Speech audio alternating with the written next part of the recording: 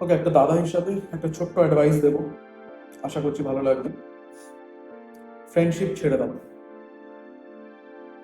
I mean, সেই সব friendship ছেড়ে দাও যারা তোমার ভুল দেখার পরেও তোমার কাছে এসে দুটো গাল দিয়ে এটা বলছে না যে ভাই তুই কিছু ভুল করছিস, এখান থেকে বেরিয়ে আয়।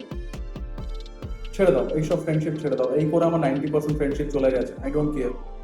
আই ডোন্ট মাইন্ড যদি আমার 100% ফ্রেন্ডশিপও কেটে যায়, আই ডোন্ট মাইন্ড।